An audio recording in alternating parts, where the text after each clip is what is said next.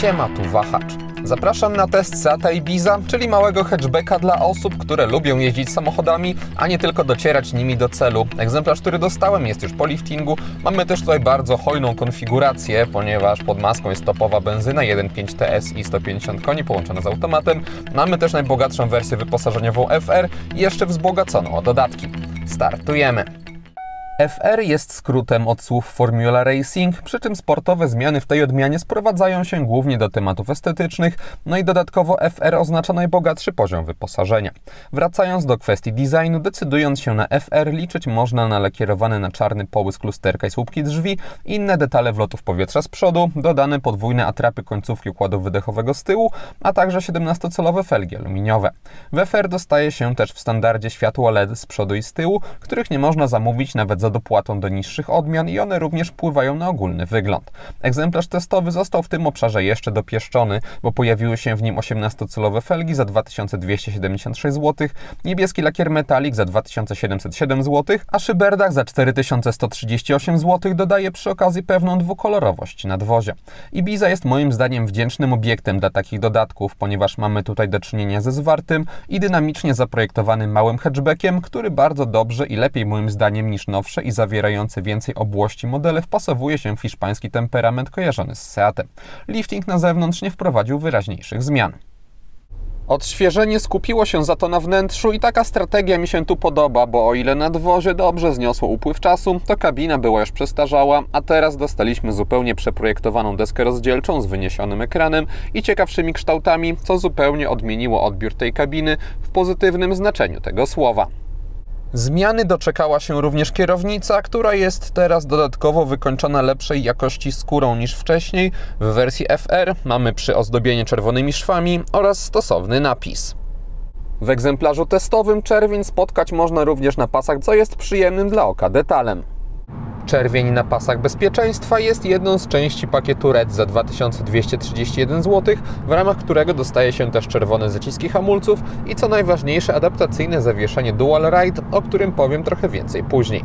Egzemplarz testowy z kolei, tak jak mówiłem wcześniej, został bardzo bogato skonfigurowany, praktycznie maksymalnie jak się da i poskutkowało to ustaleniem jego ceny na pułapie 124 tysięcy złotych, co jest ogromną kwotą jak za małego hatchbacka, ale jednak warto popatrzeć też, co dostaje się w zamian, ponieważ na pokładzie prezentowanej Ibizy niczego nie brakuje i poziomu wyposażenia nie powstydziłoby się niejedno większe auto, bo mamy tutaj chociażby nawigację, dostęp bezkluczykowy, pełne LEDy, dwustrefową klimatyzację automatyczną, czujniki parkowania z kamerą, audio firmy Beats czy aktywny tempomat, a silnik 1.5 TSI też czyni z testówki samochód o bardziej uniwersalnym charakterze, a nie tylko malucha do miasta.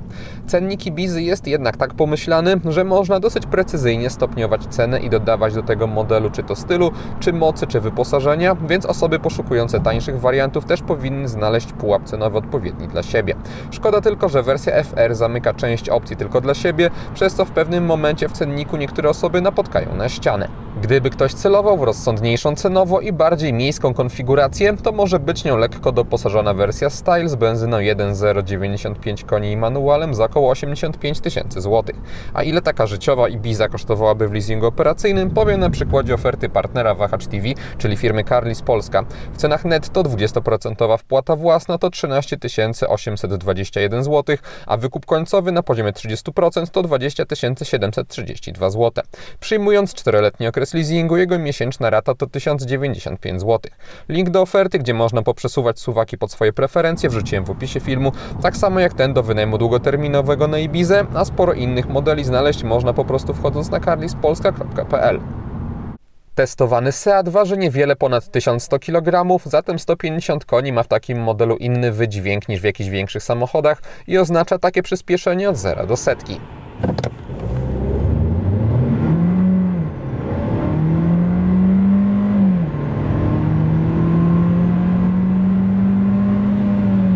Oraz takie od 90 do 140 km na godzinę.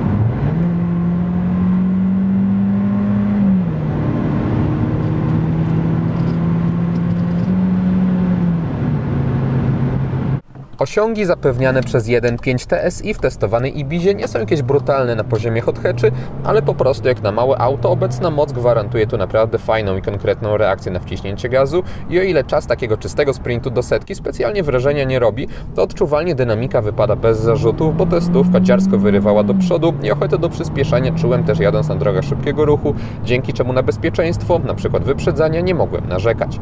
Na taki odbiór wpływa również elastyczność silnika 1.5 TSI, ponieważ dzięki temu, że jest on czterocylindrowy, to również na niższych obrotach gwarantuje niezłą chęć do przyspieszania, która nie jest okupiona jakimś mało przyjemnym dźwiękiem czy wibracjami. Siedmiobiegowy automat DSG współpracujący z jednostką napędową lubi niższe obroty podczas np. utrzymywania prędkości i też stara się nieraz w trakcie lżejszego przyspieszania wstrzymywać się z redukcjami, ale wciąż dosyć naturalnie jednak ich dokonywał, gdy prawy pedał wciskałem trochę mocniej, zatem nawet bez przełączania się na tryb sportowy nie czułem jakiejś osowiałości Ibizy. Testowany SEAT pozwala też modyfikować pracę układu kierowniczego i zawieszenia i ten moduł dostępny jest tylko w wersji FR, a jeśli chodzi o zawieszenie, to potrzeba jeszcze dokupić jego adaptacyjność Dual Ride. Wpływa ona w całkiem wyraźny sposób na wrażenia z jazdy, bo o ile na normalu Ibiza wciąż nie jest jakimś specjalnie miękkim samochodem i czuje się to chociażby na większych pofalowaniach nawierzchni, to na sporcie czuje się jeszcze trochę sztywniejsze zachowanie wtedy i przede wszystkim odczuwalnych jest więcej małych nierówności.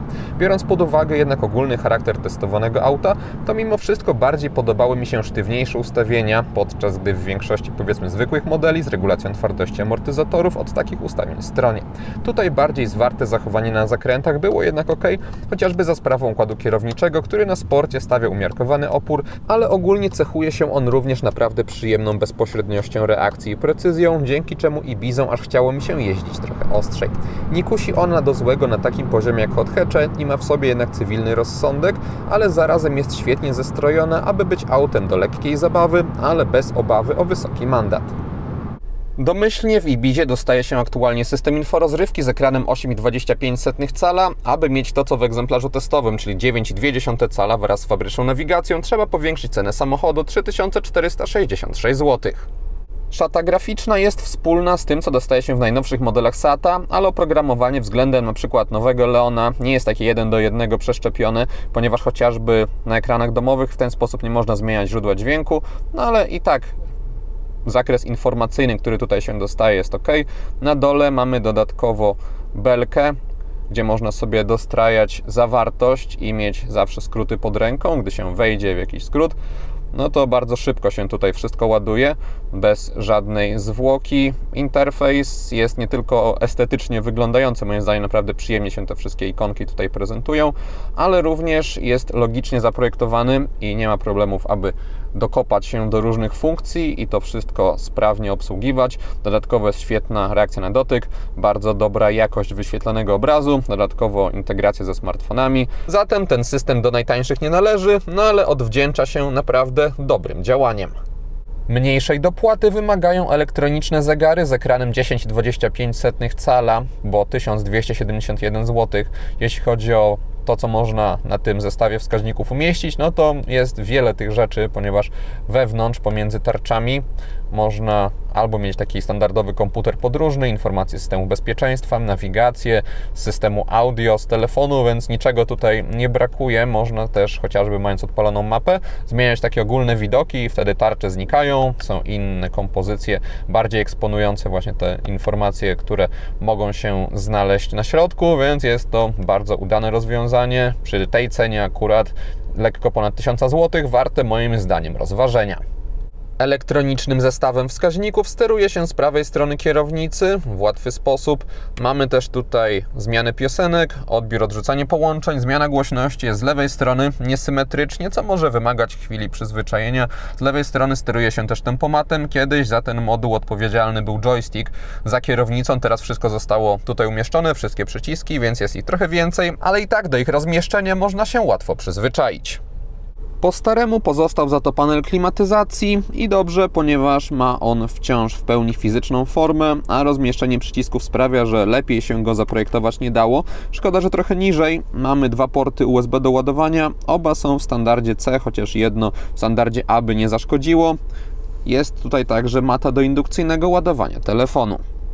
Lusterka boczne w Ibizie mają naprawdę przyjemny kształt, taki ostry, sportowy. Przez frontową szybę kiepsko jest widać maskę, ale ta szyba nie jest jakoś daleko umiejscowiona od kierowcy. Też podszybie nie należy do najdłuższych, no i dodając do tego ogólne rozmiary samochodu, no to wjeżdżanie gdzieś przodem nie jest tutaj wielkim wyzwaniem. Widoczność na boki jest dobra, z tyłu poprzekątnej mamy umiarkowanie masywny słupek, tylna szyba nie jest zbyt wysoko poprowadzona i kończy się mniej więcej wraz z nadwoziem. Biorąc to wszystko pod uwagę, z obecnymi w standardzie w wersji FR wyłącznie czujnikami parkowania z tyłu też da się żyć. Gdyby ktoś chciał dodatkowe potwierdzenie, to za 1764 zł może mieć też czujniki z przodu oraz kamerę cofania, która oferuje mocno przeciętną rozdzielczość i szczegółowość obrazu, ale za to dobrą płynność, dobrą dynamikę tonalną, też rozsądne pole widzenia po bokach, chociaż obiektyw tej kamery skierowałbym trochę bardziej do góry. Wymiary Ibizy to 405 cm długości i 178 cm szerokości i zapewniają one jej łatwy wjazd w wiele miejsc parkingowych, a sytuację ułatwia jeszcze żwawość reakcji przy niższych prędkościach, którą poprawić można zwiększając siłę wspomagania kierownicy w trybie normalnym. Osobiście dla mnie jednak nawet na sporcie Ibizą manewrowało się bezproblemowo, a też takie ustawienie postrzegam jako bardziej uniwersalne i dające większą pewność podczas jazdy z większymi prędkościami. Poza miastem, jeśli chce się po prostu dojechać do celu, sprawdza się również skrzynia biegów, bo do wspominanej już wcześniej reakcji na wciskanie gazu dochodzi w niej duża płynność pracy oraz dobra szybkość zmiany przełożeń, przez co DSG jest praktycznie niezauważalne na co dzień. Czasami niestety odczuwa się za to działanie systemu start-stop, ponieważ po wciśnięciu gazu auto ma jakby chwilę zwłoki, a później zaskakuje jak na mój gust czasami trochę zbyt gwałtownie. Nie pogarsza to bezpieczeństwa i nie jest nawet specjalnie irytujące, ale negatywnie jednak zwraca uwagę. Pod kątem spalania Ibiza z 1.5 TSI w Warszawie uzyskiwała wyniki w okolicach 6,5-7 litrów na setkę, na zwykłych drogach pozamiejskich były to okolice 5 litrów, na ekspresówkach 6 litrów, a na autostradach 7-7,5 litra. Oświetlenie wnętrza Ibizy wraz z liftingiem doczekało się dwóch zmian. Pierwszą z nich jest dołączenie do dekoracyjnego oświetlenia również bocznych nawiewów. One mogą być albo czerwone, albo białe. Też boczki drzwi można modyfikować pod kątem kolorystycznym. Niezmienne są za to zarówno kolorystycznie, jak i pod kątem tego, gdzie się znajdują inne dekoracyjne elementy świetlne, to znaczy mamy podświetlone przestrzeni na nogi oraz półkę za dźwignią zmiany biegów. Jeśli chodzi o instrumenty pokładowe, to tam modyfikacje są na kierownicy, ponieważ kiedyś przyciski na nie były czerwone, teraz są białe, ale ponieważ w innych miejscach ta czerwień pozostała, no to nacechowany sportowo nastrój pozostał, co wypada moim zdaniem zdecydowanie na plus, tak samo jak fakt, że wszystkie instrumenty pokładowe doczekały się swojego źródła światła. Sympatycznym dodatkiem jest też pulsujący na czerwono, niejako zachęcający do skorzystania z niego, przycisk startera silnika. LEDowe światła z przodu z wyrazistymi trójkątnymi segmentami do jazdy dziennej zintegrowanymi z kierunkowskazami mają odpowiednio ostry kształt i pasują one do projektu tej części nadwozia. W kierunkach w bocznych lusterkach też siedzą diody i jest ich całkiem sporo na szerokość. Z tyłu LEDowe światła pozycyjne w ciekawy sposób nawiązują do tych z przodu. Niestety kierunkowskazy pozostały tu żarówkowe, a przy okazji liftingu ich wymiany na diody bym się spodziewał. Pomimo tego jednak wygląd Ibizy po zmroku na mnie robi pozytywne wrażenie. Wraz z trójkątnymi segmentami do jazdy dziennej w Ibizie FR dostaje się bardziej zaawansowane światła główne, które umieszczone zostały w soczewkach i gwarantują one dobrą precyzję, a także moc świecenia. Nie wyposażone zostały jednak w adaptacyjne funkcje, zatem mamy tu do czynienia po prostu z solidnymi, statycznymi LEDami. Pilot obsługujący system dostępu bezkluczykowego ma standardowy dla samochodów z grupy Volkswagena projekt, jeszcze ten starszy, nie połyskujący jeśli chodzi o wykończenie i trochę brakuje mi chociaż jakiegoś akcentu hiszpańskiego temperamentu, ponieważ ten design jest bardzo taki mdły, no ale za to jest bardzo rozsądna ta bryła, ponieważ nie jest ani zbyt gruba, ani zbyt ciężka, ani zbyt duża, ma też obłe kształty, więc nie przeszkadza w kieszeni. Szkoda tylko, że aktywna klamka pozwalająca odblokowywać centralny zamek, po prostu pociągając ją, jest obecna tylko z przodu od strony kierowcy. Wraz z liftingiem testowanego Seata w górnych częściach jego deski rozdzielczej pojawiły się miękkie tworzywa o bardzo miłej dla oka fakturze. Jest to zdecydowanie zmiana na plus pod kątem estetycznym. Fajnie wypadają także srebrne wstawki oraz czerwone akcenty. Niestety na drzwiach od najwyższych partii jest wciąż twardo. Na szczęście podłokietnik jest odpowiednio miękki. W niższych częściach deski rozdzielczej też mamy twarde materiały. One nie zwracają na siebie za bardzo uwagi. Na tunelu środkowym czy na konsoli centralnej nie ma fortepianowej czerni, łatwo utrzymać te elementy w czystości. Nie ma też żadnych niepożądanych dźwięków podczas użytkowania samochodu, które bym usłyszał. Jeśli chodzi o detale, to działają odpowiednio, też precyzyjnie zostały wykonane. No i ogólnie, chociaż plastiki twarde, które pozostały, nie stoją na zbyt wysokim poziomie pod kątem jakościowym, to poza tym, jak na ten segment samochodów, jest naprawdę ok, jeśli chodzi o wykonanie Ibizy. Z tyłu, gdy ustawiam przedni fotel pod siebie i siadam za sobą, to na nogi mam taki niezbyt duży, ale wystarczający, aby uniknąć kontaktu zapas miejsca.